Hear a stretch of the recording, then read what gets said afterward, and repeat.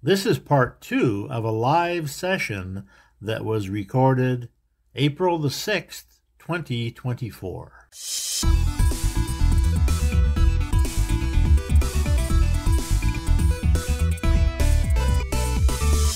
I think that your methodology is not unlike Harry Potter. Your Oh, no, it's very methodology is similar. a whole system. I mean, if you Yeah. look at J.K. Rowling, she wrote a whole system of an alternative world. And I would think that your teaching, after being here for a year and a half or 2 years, is very similar in that it's a different language in an alternative world that is not immediately obvious to most people. I think your perception is higher than most people, so you've seen this pattern that's going on around you. I think it's kind of an interest in physics and things like that, and science, and these different areas that you've put together a pattern that's effective. It's effective in handling two different things. One, the reality that you create, but also the emotion that you create. So, I mean, there's emotion in your book is 50% of this. I Mm. think at chapter 11, I think it is, or 10, you talk about how you will develop an emotional control that's also a mental control. So you'll get your physical results will change, but your mental results will also change, which Right. they're equally important to be happy or to enjoy your life or feel like you lived it the right way to me as it is to be successful in some endeavor. And so there's the inner mind and there's the outer mind, right? The outer reality. So you want to change both. So I Well, think yeah, your that's system. true. Yeah, that's exactly right. So let's get back to this model again, right? Uh-huh. So so one of the reasons why we have so many stories like this is Mm-hmm. because I think this is how we think. This is what thinking is, right? People can create these fantasy stories. Now, so how does it apply to people? Why is it important? Why have I spent you know 60 years of my life thinking about this? Because because just the same as I can go to the store and buy a loaf of bread and have one of my dreams manifest. My dream being I want to make a peanut butter sandwich, right? And I don't have any bread, so I need some bread. Um, I manifest that dream the same as I manifested the speaking gig in England. Um, but the two are different in a sense because the one is easy, right? Going to the store and buying a Mm-hmm. loaf of bread. I mean, that seems so mundane. Of course we can do it. Well, the only reason it's mundane is because everybody does it, right? And there's stores all over the place. You can go to any store and buy a loaf of bread. Whereas arranging a speaking gig in a foreign country that you've essentially never been in, even though I was born there, I mean, I hadn't been back really um, before. So different quality, but same idea, right? Mm-hmm. And so that's why I'm so excited about it, is because we can make our dreams physically real. That's the thing. You see?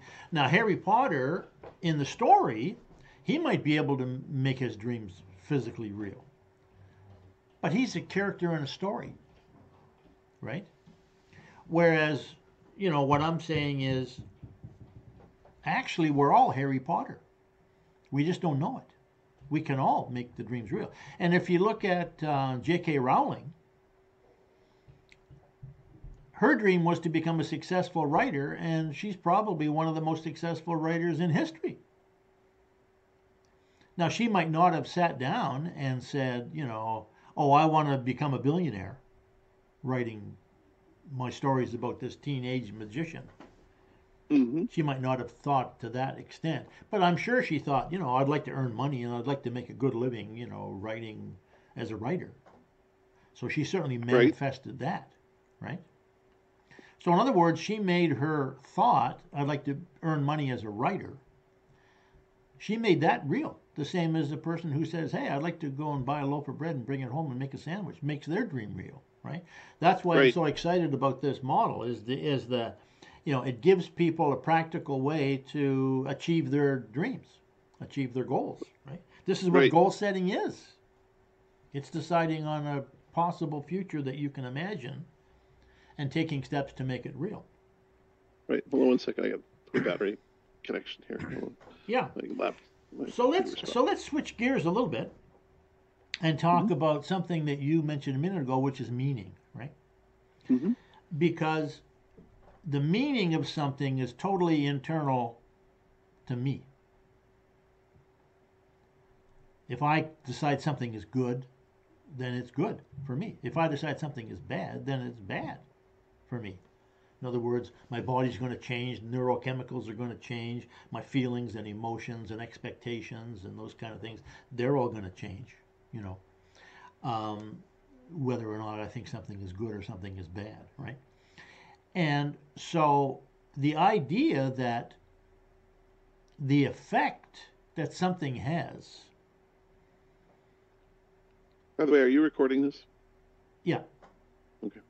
the I certainly hope so, Yeah, because this is, you know, this is because I'm something. not, and I would like to have Yeah, no, I think, this format so we yeah, can do exactly. it. But Um, so hopefully you'll keep it. so for example, if I flip a head, you know, that's good because I get $100. If I flip a tail, that's bad because I lose $100, right? So, but those judgments, they're something that I can control. I can determine the meaning of some event, which to me is a breakthrough idea. And of course, I'm not the only one that has this idea. Lots of people have the idea. But the idea that you can reframe your past and change the meaning of events in your past and thereby heal your emotional wounds and those kind of things. That's a very practical use of this idea, right? Yes. Which They, can I interject something? And I won't make it too yeah, long. But sure. one of the reasons that I think that you talk about your product, the product of these concepts. The reason that I've been here for 2 years is that it is relatively complex. Each of these issues, each of these Right, issues are more and more advanced or different types of advancements of your ideas. Now, you could use just one idea and it would be powerful, but when you start to combine them, they become very powerful in a different way. But they do have to be kind of delivered in a pattern that's not, you can't just eat the whole pizza in one bite. I right, mean, they're like slices. And they say, well, why, when you go in and do a seminar, they're going to get some of it. But for a person to be able to execute all these concepts over time is fairly difficult. So I think that you say, what do why don't you get it, Greg? Well, I get it. I mean, I'm able to hold on yeah, to the concepts you do. That's different than me being able to teach it, or for me, which I think I'm getting to the point where I could, but it's got to be organized. You have to iteratively go through these different things to try to get control of these tools. They're all right. like different tools. Meaning is a tool. Yeah, that's right. Visualization is a tool. Yeah, Forward looking, looking at your past is a tool. Each of your chapters, I mean, you have it broken down into, your book, which I've studied, it's broken into different concepts. How do you heal your future? How do you, determine meaning? So I think that that's one of the reasons that this does lend itself to a continuing product, whether that's that's right. delivered, Yeah, that's over right. time. So But what? Yeah, that's right. So what I tried to do in Mind, Time, and Power was I tried to write a self-help book. So I right, took my theory, right, hmm and I clothed it. I sort of dressed it up as a self-help right, book. How to achieve your goals, how to improve your life. You know. yep, So that's one version of it. You know, that's one application of this system. right, But the system is much bigger than that. Because what I'm talking about is the way thoughts become physical matter, right? right, Which is it's a big topic. I mean, people have been talking about this and debating this for literally thousands of years, right? yep, So, so part of it is healing the past. This is why I call my book, you know, Mind, Time, and Power. Heal the past, transform your present, create your future. Because you can do all those things. So, so another presupposition then is that a thought has power to it.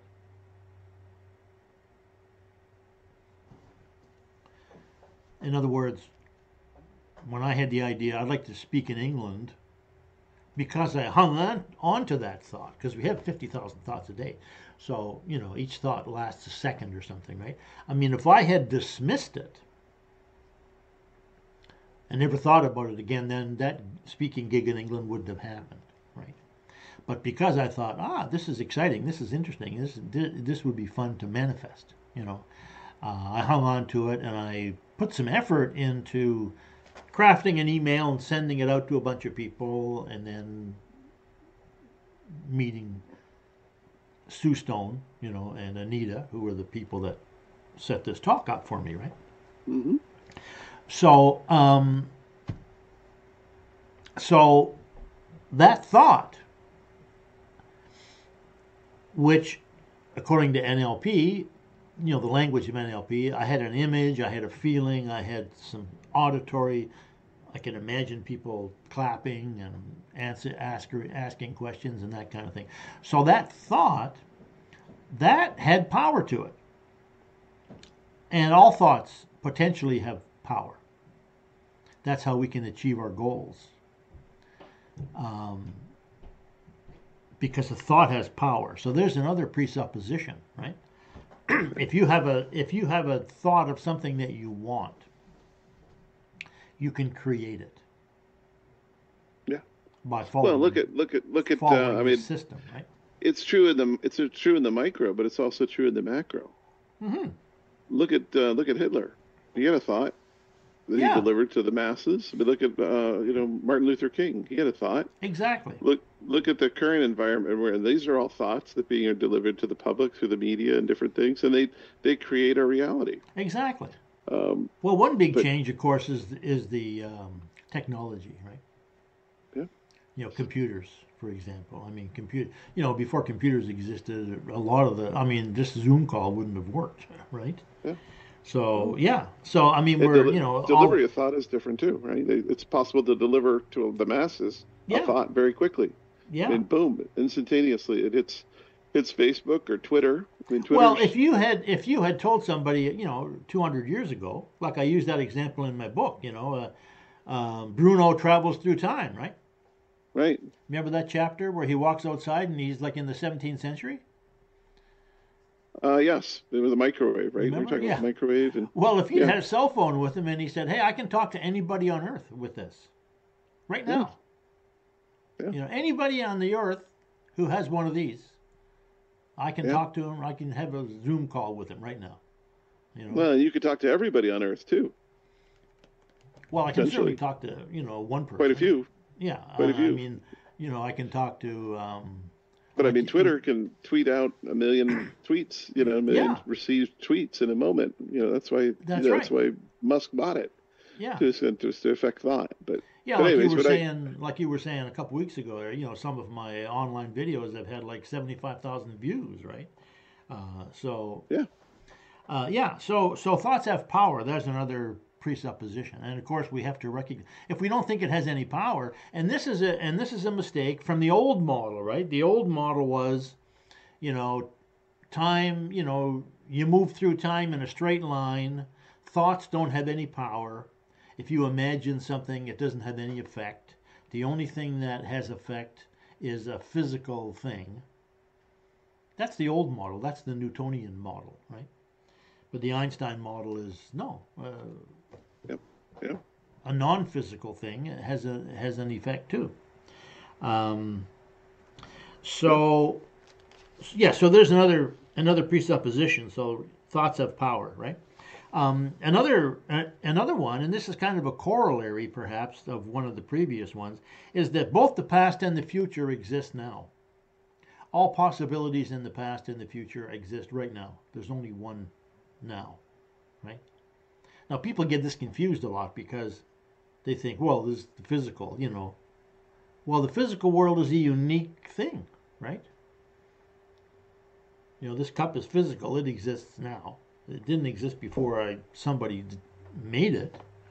It was a piece of clay or something, right? But now it's a physical cup. So, so thoughts have power. Another principle, another presupposition is that the outer world and the inner world are reflections of each other. It's kind of like a couple of mirrors, you know, they reflect each other. And the easiest way to think about it probably is that if you want to change your outer world, you need to change your inner world. You can work with the inner world. You can change a belief. You can change an image. You can change a thought. You can change what you're thinking about. You can change your goal, you know. And that can become physically real if you follow a certain process, you know. And this is what all successful people do, is they decide on their goals and they create them. Unsuccessful people follow the same process, but because they don't set goals, their results are kind of haphazard, right? Some things they create are good, some things they create are bad from their standpoint. They create what they want and what they don't want equally, you know. So I think those are my presuppositions that I've come up with so far, to try and, you know, break my model down into sort of manageable chunks, right? One of the key statements that a lot of people have heard of is that quote that's attributed to Napoleon Hill, right? What you can conceive and believe you can achieve. Right.